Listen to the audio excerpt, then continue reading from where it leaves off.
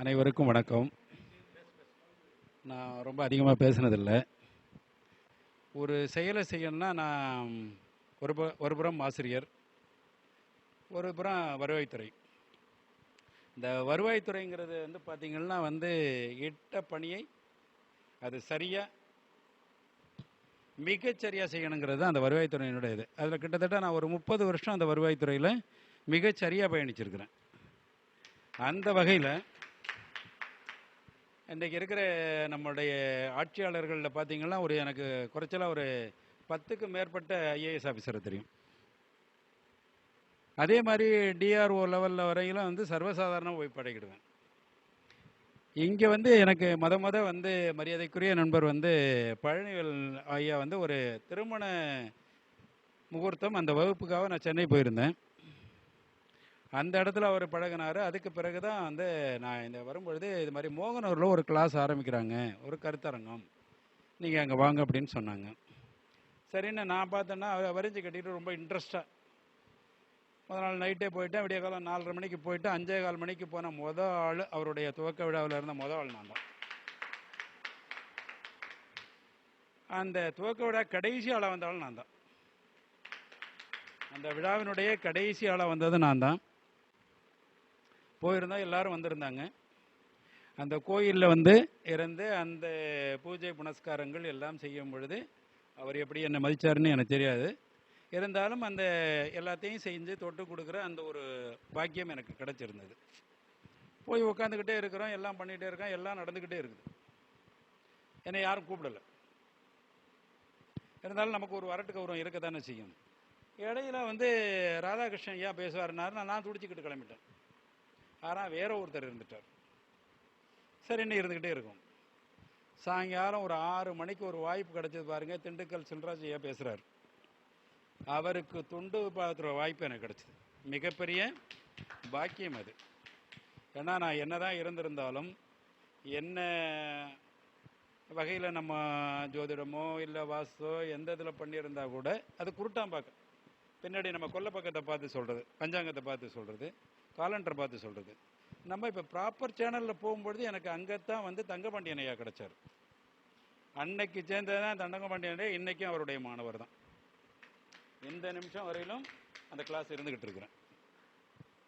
அதே மாதிரி நான் ஜிகே ஐயாட்ட அஷ்டமங்கல பிரசன்னம் மட்டும் நான் போகலை. அதுக்கு எனக்கு அந்த வாய்ப்பு கிடைக்காம போயிட்டு அது வரையும் போயிருக்கிறேன். அடுத்தது ஐயா பிருகு பிரபாகரன் ஐயாட்ட கடைசியாக நட்சத்திர சித்தாந்தம் வரையும் போயிருக்கிறேன்.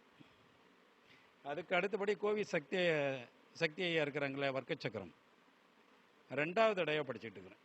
முதல் தடவை முடிச்சுட்டேன். 2வது தடவை இப்போ போயிட்டுருக்கேன். ஆண் கோயில். நான் எதிர்பார்த்தது என்னன்னு கேட்டால், அவங்க வரணும்னு நினச்சிருந்தேன். ஆனால் எலெக்ஷன் அறிவித்ததுனால அது வரல. அதுக்கு அடுத்தபடி குரு ராமசுப்பு வெங்கடேசன் சார் இருக்கிறாருங்களா, அவர் கூட கொஞ்ச நாள் பயணித்தேன். இப்படி வரிசையாக விரல் விட்டு என்ற மாதிரி இன்னைக்கு தமிழகத்தில் சொல்லிக்கூட இருக்கிற இந்த டாப்பஸ்ட் அந்த மாதிரி எல்லா குருமார்கள்ட்டையும் நான் ஏதோ இன்னைக்கு போனோம், அங்கே என்ன விஷயம் கிடைக்குது அப்படிங்கிறது தான் அந்த வகையில் போயிட்டு இருந்தோம். இங்கே ஐயா பேசின ஐயா எனக்கு அங்கே கிடைக்கல. நான் கொல்லிமலையில் பார்த்தேன்னா பார்க்கலன்னு தெரியல. அவங்க பார்த்தசாரதி ஐயாவோட கிளாஸில் அவங்க 2 பேரும் லைனில் இருப்பாங்க, ஜூம் மீட்டிங்கில் இருப்பாங்க. நான் எனக்கு காலையில் வந்த உடனே சொன்ன உடனே எனக்கு ஞாபகமே வரல. மறுபடியும் சிந்திக்கும் பொழுது தான் இவருங்க சாரும் என்ன ஒருத்தரும் ஆப்ரேட் பண்ணிக்கிட்டு இருப்பாங்க. நான் அந்த ஜூமில் அவர் ஃப்ரீ அனுப்பி விட்ருவார் எனக்கு. நான் அப்போ அங்கே போய் பார்த்துட்டு இருக்கும்பொழுது அப்போ தான் எனக்கு நினைவு இவங்க 2 பேரும் தான் பார்த்தசாரதி ஐயாவுடைய அந்த ஜூம் மீட்டிங்கை இன்றளவும் அப்போ அவங்க தான் பண்ணிக்கிட்டு இருக்கிறாங்க. இவங்களுடைய அந்த பணிகளை பார்க்கும் பொழுது அவங்க அர்ப்பணிப்பு, அவங்களுடைய அந்த நயம், இந்த ஜோதிடத்தின் மேல் அவங்க கொண்டிருக்கிற அந்த பண்பு, இது எல்லாத்தையும் பார்க்க முடிஞ்சது. உண்மையிலே நான் எந்த இடத்துல ரசித்தனோ அதை கொண்டாந்து இங்கே சேர்த்த பெருமை மரியாதைக்குரிய ஐயா ரவி ஜெயக்குமார் ஐயாவை தான் சேரும். இந்த ஜோதிடம் இப்போ நம்ம இந்த இடத்துல பேசிக்கிட்டு இருக்கிறோம். எனக்கு கூட இது பின்னாடி பின்வரும் காலங்களில் அது வேறு மாதிரியே கொண்டு போகணும்னு நான் நினைக்கிறேன். நாளைக்கு கூட இந்த அரங்கம் வேறு மாதிரி இருக்கும். இந்த ஜோதிடர்கள்லாம் இப்போ நான் என்ன பேசினாலும் இது இவருக்கு தெரியும் அப்படின்வாங்க. நான் என்ன சொன்னாலும் நான் T4ன்னு சொன்னேன்னா அதான் எனக்கு தெரியுமே வீடு கட்டுறதுன்னு சொல்லிட்டு போயிட்டு இருப்பாங்க. D6ன்னா தெரியுமே அதுக்கு நோயின்னு தெரிய போகுதுன்னு சொல்லிட்டு போயிடுவாங்க. ஆனால் இந்த சமாச்சாரத்தை நம்ம அங்கே நின்று பேசும்பொழுது ஒரு 25 குடும்பம் அங்கே இருக்கும். அவங்களுக்கு இது நிச்சயமாக தெரியாது.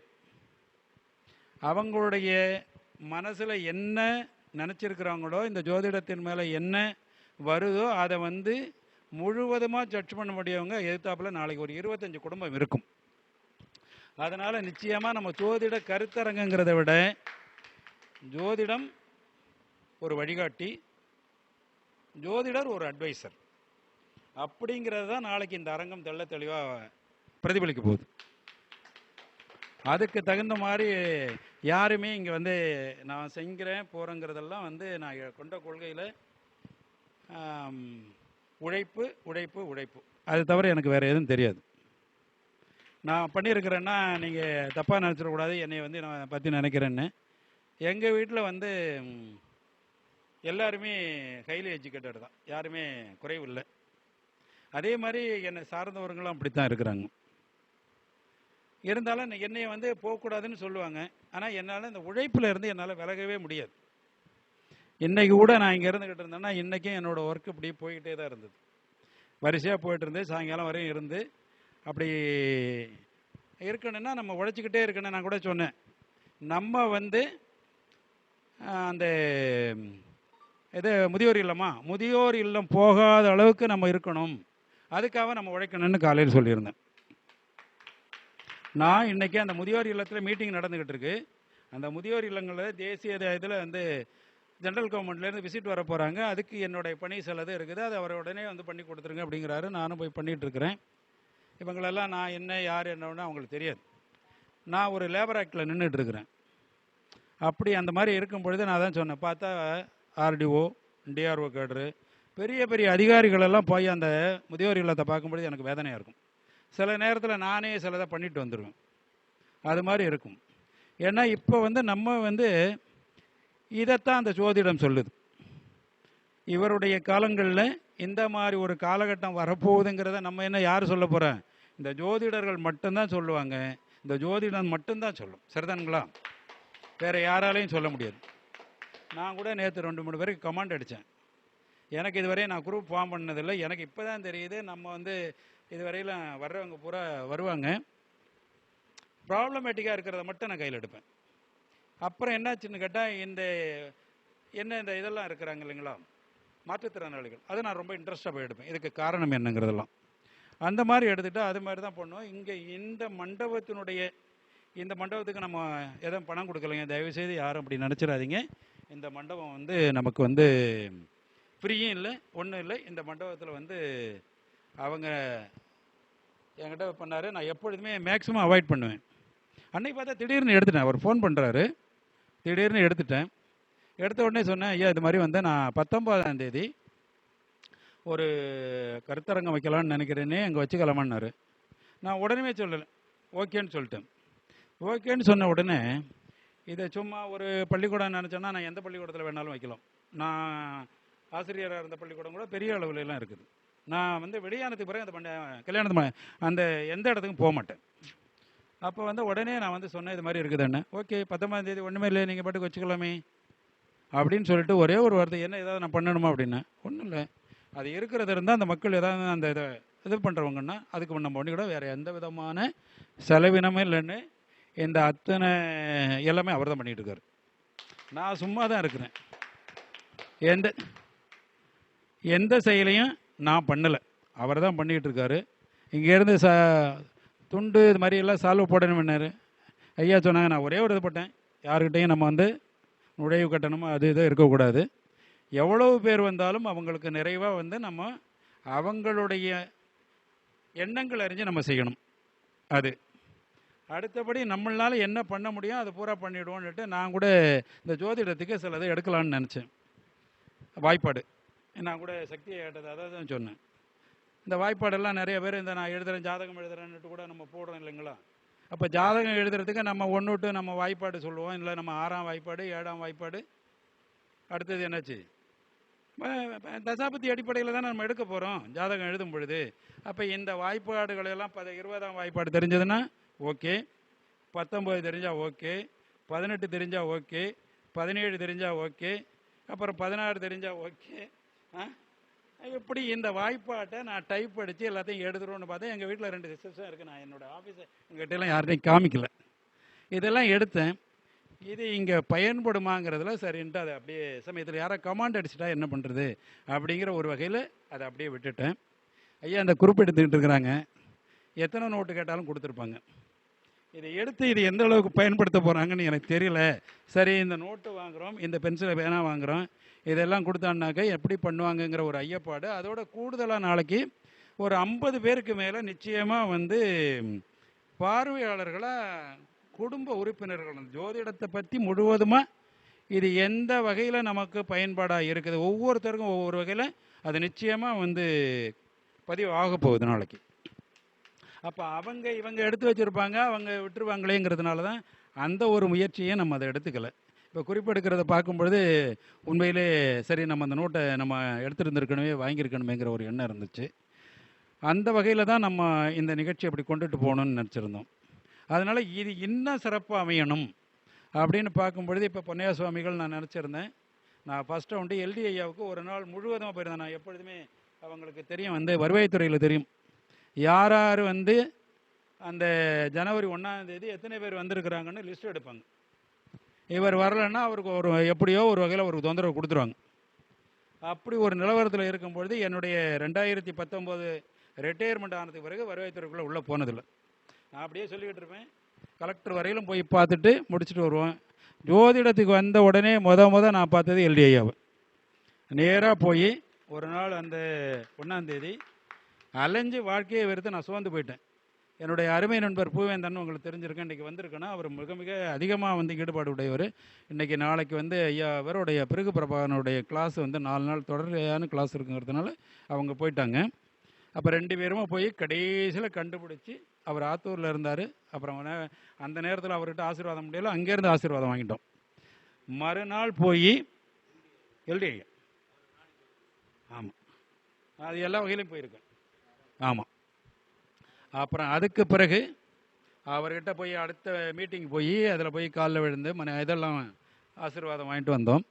அடுத்த தடவை பொன்னையா சுவாமிகள்கிட்ட போகணுன்னு இருக்கும்பொழுது தான் போகிறதுக்கு வாய்ப்படையலாம். என் நண்பர் வந்து 2.5 வருஷமாக போயிட்டுருக்கார். இன்றைக்கி அந்த ஒரு வாய்ப்பு மரியாதைக்குரிய ஐயா வந்து கடைசியில் நான் சொன்ன 2-3 ஆப்ஷன் சொன்ன பொழுது பொன்னையா சுவாமிகள் வர்றாங்க அப்படின்னு சொல்லிக்கிட்டு இருந்தாங்க. அப்புறம் இன்றைக்கி பார்த்தா சாயங்காலம் 5 மணிக்கு வந்துடுவாங்கன்னாங்க, வந்திருக்கிறாங்க. இதெல்லாம் நமக்கு கிடைச்ச மிகப்பெரிய ப்ளஸ். அதுக்கு அடுத்தபடி நான் என்ன எதிர்பார்த்தேன்னா, இனிமேல் பெரிய ஆட்கள் தேவையில்லை, இருக்கிறவங்களுக்கு வாய்ப்பு கொடுக்கணுன்னா இவங்களெல்லாம் ஏறினா தானே நம்மளுக்கு அது வரும். இப்போ அவங்கள போய் பார்க்கணுன்னா நிச்சயமாக எத்தனை பேருக்கு பார்க்க போகிறாங்க, ஒரு மாதத்தில் வந்து ஒரு 10 பேர் பார்ப்பாங்களா, 20 பேர் பார்ப்பாங்களான்னு தெரியல. 6 மாதம் 1 வருஷம் அப்படின்னு இருக்குது. இப்போ நம்மளை மாதிரி ப்ரிலிமினரி நம்ம இதில் இருக்கிறோன்னு வச்சுக்கிடுங்களேன், எத்தனை பேருக்கு வேணாலும் ஒரு நாளைக்கு ஒரு 10 பேருக்கு நம்ம வந்து சொல்லலாமா, நம்முடைய நேரடியாக அவங்களுடைய கஷ்டங்களையோ இல்லை சந்தோஷத்தையோ எப்படி பகிர்ந்துக்கலாங்கிறத மனம் விட்டு பேசுகிற வாய்ப்பு நமக்கு கிடைக்கும். அந்த வாய்ப்பை மரியாதைக்குரிய ஐயா வந்து ஒவ்வொரு இடமா போய் ஜோதிடம் பார்க்குறத விட ஜோதிடர்களை உயர்த்த வேண்டும், அவர்களை வெளி உலகத்துக்கு காட்ட வேணும். இப்போ இந்த நேரத்தில் கூட வந்து இந்த மைக் போட்டிருக்க பேசுகிறதுனுடைய தாக்கம் என்னென்னா, நிச்சயமாக கிடைக்கும் இல்லை, யாருக்கோ ஒரு 10 பேருக்கு அந்த வாய்ப்பு கிடைக்கும் தானே. நாளைக்கு நிச்சயமாக ஒரு 10 பேர் யாரையும் வந்து தொடர்பு கொள்ளுவாங்க. அப்போ இந்த ஒரு வாய்ப்பை தேடி கொடுத்த ஐயா மரியாதைக்குரிய ஐயா ரவி ஜெயக்குமார் ஐயா அவர்களுக்கு எத்தனை தடவை நம்ம பாராட்டு தெரிவித்தாலும் அது தகும்.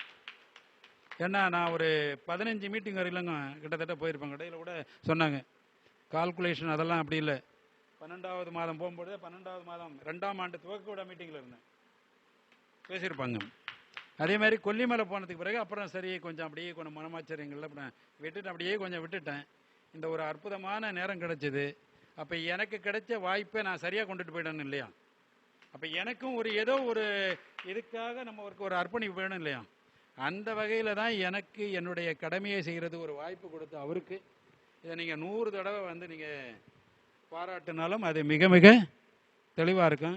அங்கேருந்து வந்திருக்கிறார் அண்ணன் அவர், நாங்கள் 2 பேரும் கொல்லிமலையில் அவங்க இந்த 70 வளைவு இருக்குன்னு நினைக்கிறேன், அவர் தான் கொண்டாந்து விட்டுட்டு போனார். நான்லாம் நினச்சி கூட பார்க்கல அவர் வருவாருன்ட்டு. அப்புறம் பார்த்தா அவர் வந்து காலேஜில் ஏதோ ப்ரொஃபஸர் அது இது மாதிரி இருக்கிறாருன்னு சொல்கிறேன். வந்திருக்கிற எல்லாருமே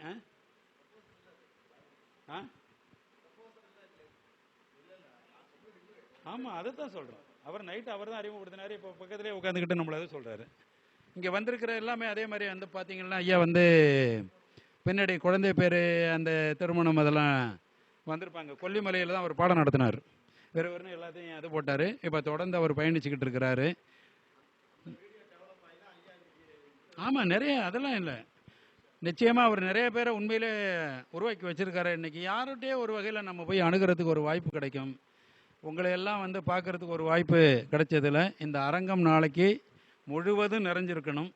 நம்ம வந்து திக்குமுக்காடணும்னு எல்லாருமே மனப்பூர்வமாக ஆத்மார்த்தமாக நீங்கள் நினச்சிங்களா அது நிச்சயமாக இருக்கும். உங்களை நான் ரொம்ப தொந்தரவு கொடுத்துட்டேன்னா ஆனால் நாளைக்கு காலையில் பேசுவேன். இது சும்மா அதுக்காக வந்து அதை இருக்கிறேன் ஐயா. அதனால் இங்கே பேசும்பொழுது வேண்டாம், என்னுடைய அதிகமாக வந்து அதை சொல்லக்கூடாது.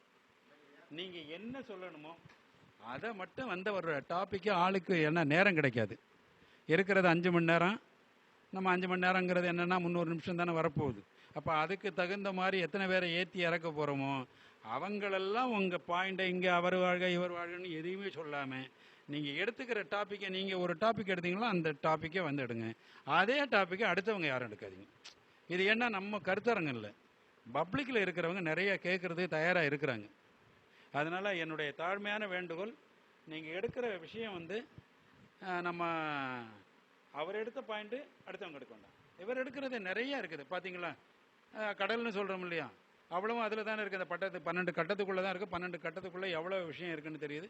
அவர் எவ்வளோ ப்ராப்பர் சேனலாக அது அந்த காலத்தில் எப்படி வச்சுருக்கிறாங்கன்னு நம்ம பார்க்கும் பொழுது அது இருக்குது. அதனால் எந்த சின்ன டாபிக் எடுத்துக்கிட்டால் கூட உங்களுக்கு 5 நிமிஷம் டைம் கிடைக்குது, 10 நிமிஷம் டைம் கிடைக்குதுன்னா அப்போ பார்த்துக்கிட்டேன்னா. ஆனால் இந்த அறக்கட்டளை எவ்வளவு சீரோடும் சிறப்போடும் எவ்வளவு பெரிய அளவில் வளர்வதற்கும் நம்ம எந்த நேரத்துலையும் நம்ம 100% உறுதியாக இருப்போங்கிற அந்த நம்பிக்கை எனக்கு இருக்குது. ஏன்னு கேட்டால் அதை விளக்கேற்றி வைத்த அந்த பெருமை எனக்கு இருக்குது. அதை உருவாக்கி வச்சதில் நிச்சயமாக அதில் எனக்கு இருக்குதுங்கும் பொழுது மற்ற எல்லா இடத்துல விட கூச்சம் இல்லாமல் அந்த சீட்டில் உட்கார்ற பவர் எனக்கு இருக்குது. அதை அவர் உட்கார சொல்லணுங்கிற அவசியமே இல்லை. நம்ம வந்து உட்கார இருக்கோம், அந்த தகுதி நமக்கு இருக்குது அப்படிங்கிற அந்த ஒரு இதில் இருக்கிறோம். அந்த வகையில் இந்த அறக்கட்டளை பொறுத்தவரை அகஸ்திர சோதிட வித்யாலயம் அது பெரிய அளவில் வரணும். இன்னும் எந்தெந்த ஊரில் எங்கே இருந்தாலும் வந்து தொடர்ச்சியான நிறைய கிட்டத்தட்ட இப்போ 23 போட்டிருக்கிறான்னா இது இவரோட இதில் தான் 23 வருது. சரிதானா? மே 25ஆம் ஸ்டார்ட் பண்ணதுன்னு நினைக்கிறேன். சரிங்களா? அதனால் மாறலை. ஏன்னா நமக்கு வந்து ஏப்ரல் முடிஞ்சதுன்னா 24 முடிஞ்சிடும். அப்போ மேயில் வரப்போகிறது 25. அதனால தான் நான் கால்குலேஷன் கூட போட்டு பார்த்தேன். அதனால் இருக்கிறவங்க அந்த மாதிரி எடுத்துக்கிட்டிங்கன்னா உங்களுடைய ஸ்பீச் வந்து எடுபடும், அது மக்கள் மத்திக்கு போய் சேரும். ஏன்னா ஒவ்வொருத்தரும் ஒரு பாதிப்போடு தான் வரப்போகிறாங்க. அப்போ அவங்களுக்கு அந்த ஒரு வாய்ப்பு கிடைக்கும். அதை நீங்கள் கொடுக்கணுன்னுட்டு உங்களுடைய பொற்பாதம் தொட்டு வணங்கி உங்களை எல்லாம் கேட்டுக்கிறேன். இது ரொம்ப சிறப்பாக அமையணும்னு நினைக்கிறேன். ரொம்ப நேரம் நான் பேசிட்டு நினைக்கிறேன். இதை சும்மா உங்கள்கிட்ட பகிர்ந்துக்கிறதுக்கு சந்தோஷம். வாழ்த்துக்கள்ங்க.